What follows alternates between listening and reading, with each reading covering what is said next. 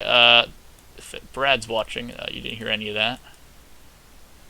But let's start with fixing the textures for the op, because how this is here, I hate this. I don't like that very much. This doesn't look right, and I want it dead. So we'll put this. We need to find the right exact spot. Put it right here. And I would prefer you all use Blockbench for this. It makes things so much more easier, and it lowers the amount of suffering you have to do in Photoshop. But this is going to be useful for the contests that the CD itself is actually doing. For all you guys know, your additions could be added to the game itself. So make sure to make as good as textures as you can. Maybe even have a little bit of sense of humor while making yours, and they can even make it into the game. But this is my addition that I'm going to be doing in my little tutorial slash offer up to what I'm going to add to the server. Well, not the server, but to the update. Let's see, how many blocks is this? 1, 2, 3, 4, 5, 6.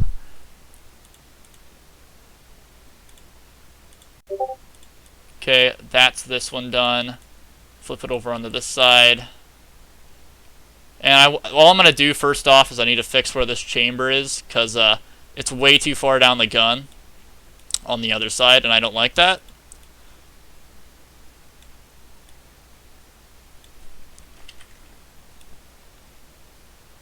And then from here I'm just going to upgrade it. So the best thing you want to do when making one of these models is you want to kind of also base yourself a little bit. Now this is I'm going for a paint can on this, so I'm not going to get too insanely detailed with this.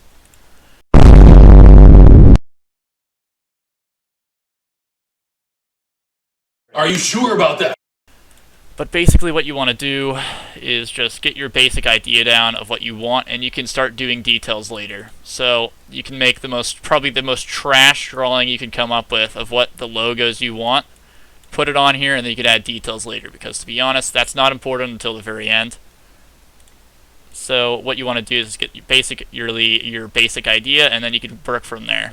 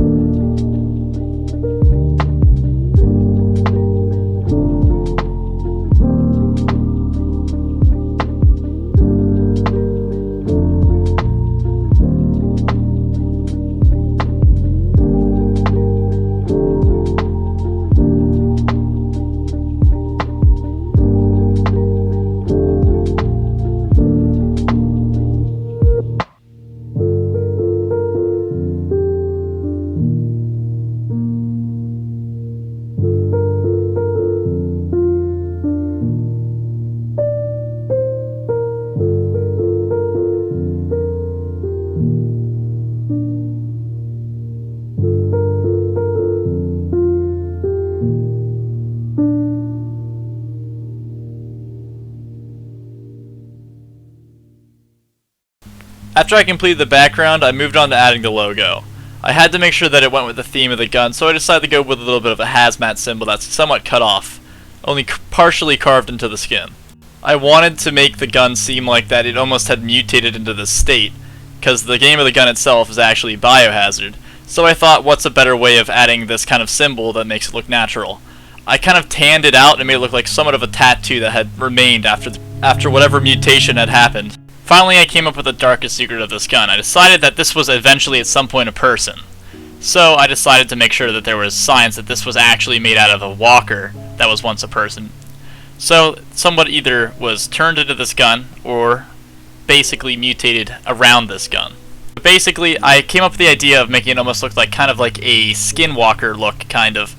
How from The Walking Dead, the walkers, the people that wore the skin masks, they kind of had these little stretched out, kind of decaying masks that I thought would be a really cool introduction to this. So I decided to look at some like reference pictures, for example, Leatherface and stuff like that. So they come up with a nose design and a face design, and eventually ended up with this.